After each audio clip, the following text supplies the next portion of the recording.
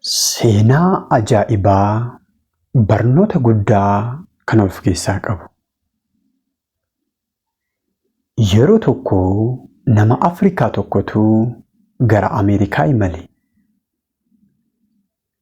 Erga Ameerikaa gahee booddee akkuma namoota kaanii guyyaa muraasa booddee bashannanaatiif akkasumas magaala sana daawwachuutiif hiriyaa isaa waliin gara alaatti bahan.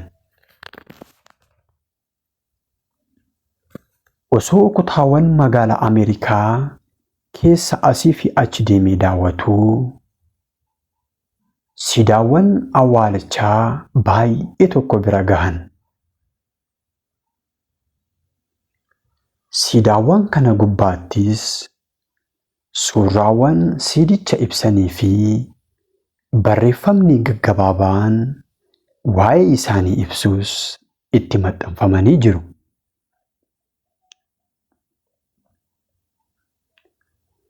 Siidaawwan sana keessaa jaarsa guddaa tokko siidaa sana irratti arge. Haa ta'u malee barreeffamni siidaa sana irra jiru kan akka kana jedhu ture. Obbo Ebeluun maqaa isaanii dhahuutiin dhalatanii gaafa umuriin isaanii waggaa 7 ta'u du'an ka jedhudha.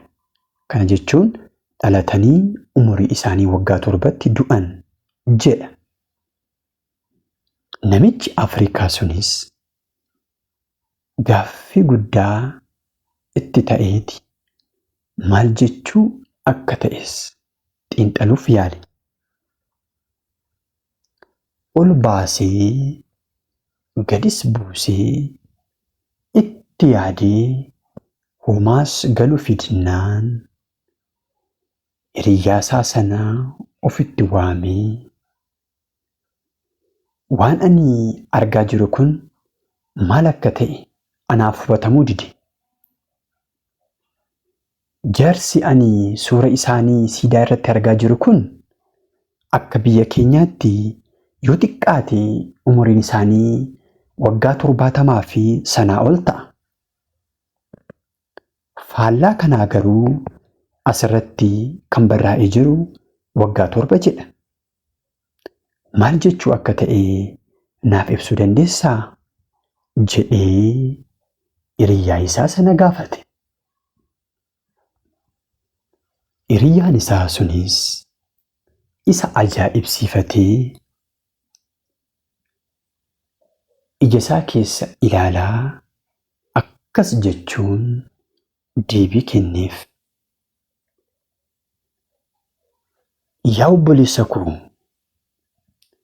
biyya kanatti umuriin kee kan siif lakkaa'amu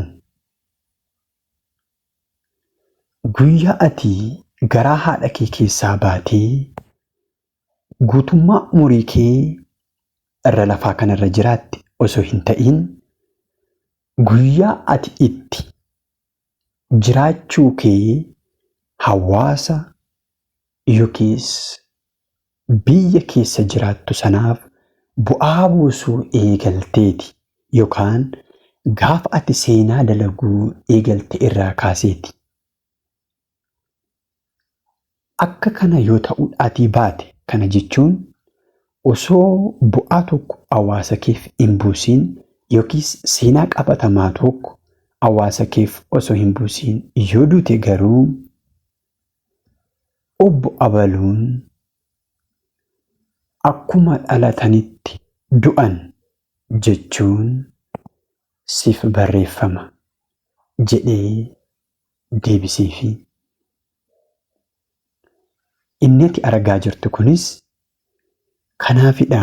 Namichi kunis umriin dhaloota isaa irraatti kaasee jiraate hedduu yoo ta'es kan inni sabaaf yookiis uummata yookiis biyya keessa jiraatu sanaaf bu'aa buusuu eegalee umurii inni amma itti du'erraa gara duubaatti waggaa 7 waan ta'eef siidaa isaa kanarrattis akka kanaatti barreeffamee fi jedhee.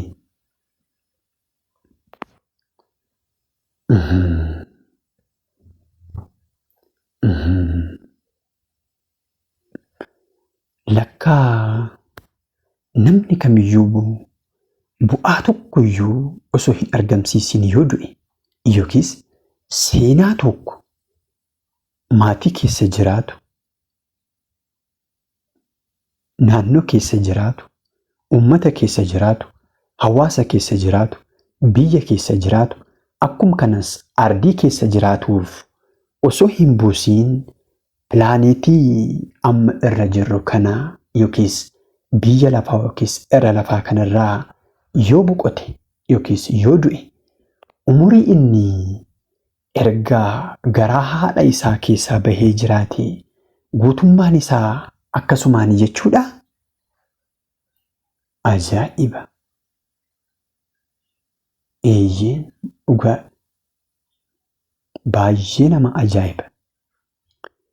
Yaa obboleessa ko, yaa obboleettii ko, yaa abbootii ko, yaa haadholii ko,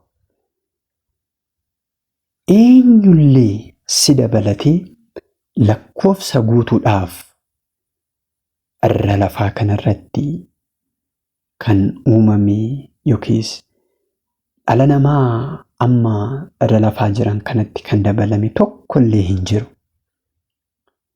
Namni kamiyyuu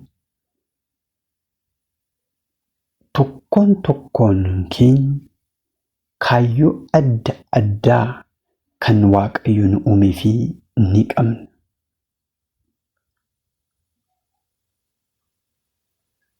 Inni kunis jechuun koo kaayyoon Waaqayyo si uumee fi kan eenyurraayyuu adda kan ta'edha. Kanaaf jabaadhuuti irratti hojjedhu. Erga dhalattee gara addunyaa kanaas dhuftee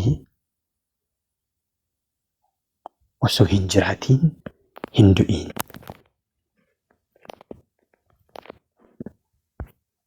Erga dhalattee gara biyya lafaa kanaa dhuftee osoo hin jiraatiin hin du'iin. Kun eebba guddaa ani si eebbisudha.